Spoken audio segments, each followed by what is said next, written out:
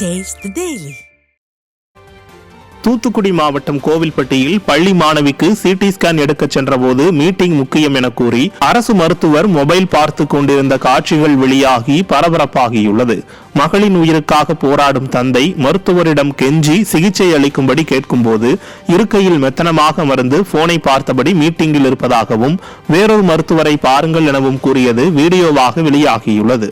ஸ்டாலின் அரசு நிர்வாகம் மக்கள் பணி மேற்கொள்ளாமல் மீட்டிங் ஷூட்டிங் என்ற நாடகத்திலேயே திளைத்து வருவது இதன் மூலம் வெட்ட வெளிச்சமானதோடு ஸ்டாலின் ஆட்சியில் சுகாதாரத்துறை சீரழிந்து கிடப்பதும் அம்பலமாகியுள்ளது. சீரியஸ்னஸ் புரிஞ்சுக்கோங்க. தலையில அடிபட்டு அவர் ஸ்கூல்ல படிக்கிறார். நாங்க படிக்க ஸ்கூல்ல இருந்து மயங்கி விழுந்துட்டான்னு சொல்லிதான் நாங்க கூட்டு வந்திருக்கோம். நாங்க டைரக்டா கூட்டு வரல, டாக்டர் சாரை பார்த்துட்டு டாக்டர் மேடம் பார்த்து வந்து நாங்க ட்ரீட்மெண்ட் வந்திருக்கோம். நீங்க மீட்டிங்ல இருக்கீங்கன்னு சொல்லி அலட்சியப்படுத்தின என்ன சார் அர்த்தம்? எங்களுக்கு மீட்டிங் தான் முக்கியம் நீங்க சொல்லிக்கிறீங்க. ஆமா, நீங்க மீட்டிங் தான் முக்கியம் சொல்லிக்கிறீங்க. மீட்டிங்ல இருக்கேன் ஸ்டூடெண்ட் சார், ஸ்கூல் 8 வயசு ஆகுது. டாக்டர் பேசணும்.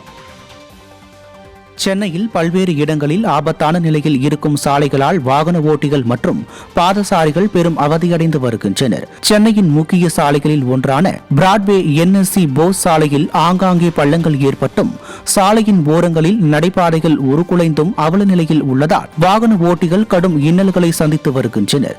இது தவிர சாலையில் ஆங்காங்கே சேரும் சகதியுமாக மாறி துர்நாற்றம் வீசி வருகிறது.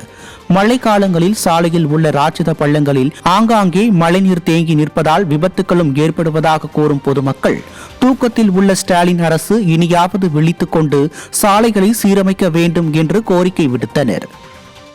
மழை பெஞ்சு ரோடு ரொம்ப டேமேஜ் ஆகிருக்கு. நடந்து போகிறவங்க, சைக்கிளில் வரவங்க, பைக்கில் போகிறவங்க எல்லாம் தடைக்கு பள்ளத்தில் இருந்து ரொம்ப டேமேஜ் பண்ணுறாங்க, அடிபட்டு போகிறாங்க. இதுக்கு ஏதாவது ஒரு நல்ல வழியை பண்ணிங்கன்னா நல்லா இருக்கும் அரசாங்கம்.